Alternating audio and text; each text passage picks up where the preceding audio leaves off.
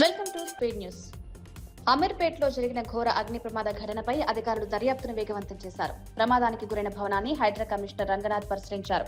నాలాను ఆక్రమించి భవనం నిర్మించినట్లు తెలితే కూల్చివేస్తామని హెచ్చరించారు. ప్రాథమిక పరిశీలనలో భవనం కనీస ఫైర్ సేఫ్టీ నిబంధనలు పాటించలేదని స్పష్టమైనట్లు చెప్పారు. అత్యవసర పరిస్థితుల్లో బయటపడేందుకు ఎంట్రీ, ఎగ్జిట్ మార్గాలు ఒక్కటే ఉన్నాయని గుర్తించినట్టు వెల్లడించారు.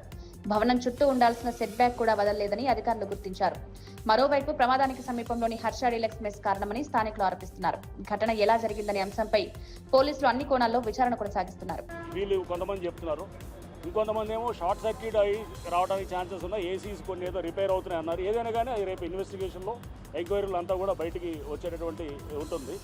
But one thing is common, మన అన్నింటిలో చూడాల్సింది దీంట్లో కూడా ఎంట్రీ ఎగ్జిట్ ఒకటే ఉంది. తెలంగాణలో జనసేన అధినేత పవన్ కళ్యాణ్ చేసిన వ్యాఖ్యలపై ప్రజాశాంతి పార్టీ అధ్యక్షుడు కేఏ పాల్ స్పందించారు. ప్రాంతాల మధ్య చిచ్చు పెట్టే విధంగా మాట్లాడడం సమంజసం కాదని పవన్ ప్రశ్నించారు. ప్రజలకు ఇచ్చిన హామీల అమలుపై దృష్టి పెట్టాల్సిన సమయంలో ఇటువంటి వివాదాలు ఎందుకు సృష్టిస్తున్నారని నిలదీశారు. ప్రజలు వాగ్దానాల అమలుపై ప్రశ్నిస్తుంటే వాటికి సమాధానం చెప్పాలని సూచించారు. రాజకీయ నాయకులు ప్రజల సమస్యల పరిష్కారంపై దృష్టి సారించాల్సిన అవసరం ఉందన్నారు. ఇదే సమయంలో జూన్ 14న అమెరికాలోని హ్యూస్టన్ నగరంలో నిర్వహించనున్న భారీ సభకు రావాలని పవన్ కళ్యాణ్ కు బహిరంగ ఆహ్వానం పలికారు. పవన్ కళ్యాణ్ పలికిన మాటలు గత 3 దినాలు తెలుగు రాష్ట్రాల్లో దుమారం లేదు. ప్రాంతాల మధ్య చిచ్చు పెట్టడం న్యాయమా? ఇచ్చిన వాగ్దానాలను నెరవేర్చమని ప్రజలు నిలదీస్తుంటే అవి మానేసి ఈ గొడవలు ఎందుకు? తమ్ముడు పవన్ కళ్యాణ్ జూన్ 14ని నేను హ్యూస్టన్ లో పెద్ద సభ పెడుతున్నా.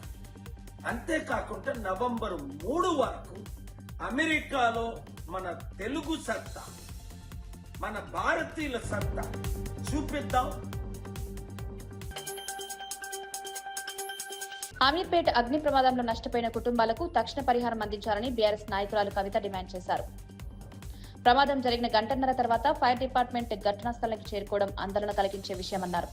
ఇలాంటి పరిస్థితుల్లో ప్రమాదాలను ఎలా నియంత్రించగలమని ప్రశ్నించారు. నగరంలో అగ్నిమాపక వ్యవస్థ పనితీరు, అత్యవసర సేవల స్పందనపై ప్రభుత్వం సమీక్ష చేయాల్సిన అవసరం ఉందన్నారు. ఈ ఘటనపై ముఖ్యమంత్రి రేవంత్ రెడ్డి ప్రత్యేక రివ్యూ నిర్వహించి బాధ్యులపై చర్యలు తీసుకోవాలని కోరారు. గంటలు ప్రయత్నం చేసి మంటలు అదుపులోకి తీసుకొచ్చినటువంటి మాట వాస్తవం. కానీ ఈ స్థలానికి చేరుకోవడానికే గంట బావు కావడంతో చాలా తీవ్రమైనటువంటి ఆస్తి నష్టం జరిగిందని చెప్పి మేము భావిస్తూ ఉన్నాం.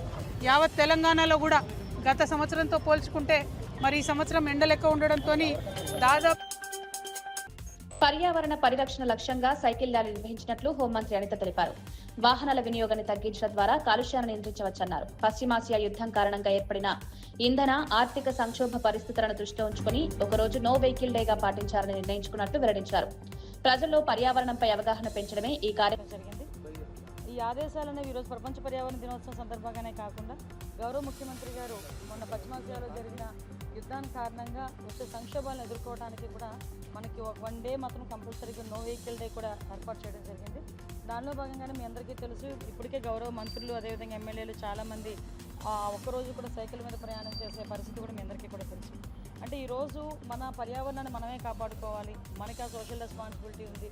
రేపు పొద్దున ఎటువంటి పొల్యూషన్స్ నుంచి కూడా మనం కాపాడుకోవాలనుకుంటే ఇప్పటి నుంచి కూడా మనం ఆ పర్యావరణాన్ని కాపాడుకుంటేనే మన భవిష్యత్తు బాగుంటుందనే ఉద్దేశంతో చేస్తున్న ప్రతి కార్యక్రమానికి కూడా ప్రజల దగ్గర నుంచి కూడా అపూర్వమైన స్పందన రావడం నిజంగా చాలా మంచి పరిణామం కింద భావించాలి. పార్టీ ప్రోగ్రామ్స్ ఏదైనా కూడా విత్ ఇన్ కాన్షియన్స్లో చేసేటప్పుడు కంపల్సరీ సైకిల్ని యూజ్ చేయాలి అని చెప్పడం కూడా జరిగింది. దీనివల్ల 2 బెనిఫిట్లు, ఒకటి ఏంటంటే పొల్యూషన్ కంట్రోల్, అదేవిధంగా పర్యావరణ పరిరక్షణతో పాటు ఆరోగ్యానికి కూడా మంచిది అని ఒక మంచి ఉద్దేశంతో గౌరవ ముఖ్యమంత్రిగా చేసిన ఈ కార్యక్రమానికి ప్రజల వైసీపీ అధినేత జగన్మోహన్ రెడ్డి ప్రజల పట్ల బాధ్యతతో వ్యవహరించాలని ఎమ్మెల్యే కొలికపూడి శ్రీనివాసరావు అన్నారు. అమరావతి ఉద్యమం జరుగుతున్న సమయంలో 3 రాజధానుల ప్రతిపాదన తీసుకువచ్చారని గుర్తు చేశారు. ఇప్పుడు అమరావతి నిర్మాణ పనులు కొనసాగుతున్న వేళ 3 నగరాల అంశాన్ని ప్రస్తావించడం గందరగోళానికి దారితీస్తోందని విమర్శించారు. ప్రజలకు స్పష్టమైన విధానం చెప్పాల్సిన బాధ్యత ప్రతిపక్ష నాయకుడిగా జగన్ పై ఉందన్నారు. రాష్ట్ర అభివృద్ధి, రాజధాని నిర్మాణం వంటి కీలక అంశాల్లో రాజకీయ ప్రయోజనాల కంటే ప్రజల ప్రయోజనాలను ముందుకు పెట్టారని సూచించారు. జగన్మోహన్ రెడ్డి గారు 3 రాజధానులు అని 4.5 సంవత్సరాలు మాట్లాడారు. చంద్రబాబు నాయుడు గారు అలాగనే కూటమి పార్టీలు అమరావతి ఆంధ్రప్రదేశ్ ఏకైక రాజధాని అని ఎన్నికలకు వెళ్ళడం జరిగింది. మరి 4.5 సంవత్సరాల అమరావతి ఉద్యమం ప్రపంచ పర్యావరణ దినోత్సవం సందర్భంగా ఉప ముఖ్యమంత్రి పవన్ కళ్యాణ్ పర్యావరణ పరిరక్షణకు సంబంధించిన పలు కార్యక్రమాలను ప్రారంభించారు. తన తల్లి అంజనాదేవి పేరు మీద మొక్కలు నాటినట్టు తెలిపారు. ప్రకృతి సంరక్షణ ప్రతి ఒక్కరి బాధ్యత అని పేర్కొంటూ మొక్కల పెంపకంపై ప్రజల్లో అవగాహన పెరగాల్సిన అవసరం ఉందన్నారు. రాష్ట్ర వ్యాప్తంగా పచ్చదనాన్ని విస్తరించేందుకు 2.5 కోట్ల సీడ్ బాల్స్ తయారీ కార్యక్రమానికి శ్రీకారం చుట్టినట్లు వెల్లడించారు.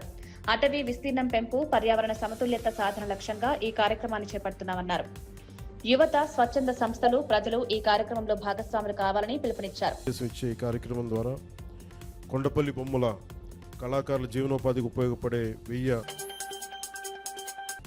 ప్రపంచ పర్యావరణ దినోత్సవం సందర్భంగా ముఖ్యమంత్రి చంద్రబాబు నాయుడు విశాఖపట్నంలో పర్యావరణ పరిరక్షణ కార్యక్రమాల్లో పాల్గొన్నారు. ఆంధ్ర యూనివర్సిటీ గ్రౌండ్ లో మొక్కను నాటి పచ్చదనం పెంపుపై సందేశం ఇచ్చారు. అనంతరం మీడియా సమావేశంలో పర్యావరణ రక్షణ అవసరాన్ని వివరించారు. కార్యక్రమం ముగిసిన తర్వాత యూనివర్సిటీ గ్రౌండ్ నుంచి బీచ్ రోడ్లోని నోవోటెల్ హోటల్ వరకు సైకిల్ పై ప్రయాణించారు. సుమారు 5.5 కిలోమీటర్ల మేర సైక్లింగ్ చేసిన ముఖ్యమంత్రి దారి పొడవునా ప్రజలకు అభివాదం చేస్తూ ముందుకు సాగారు. సైక్లింగ్ అనేది కేవలం వ్యాయామం మాత్రమే కాదని ఆరోగ్యకరమైన జీవన విధానంలో భాగంగా మారాలని సూచించారు.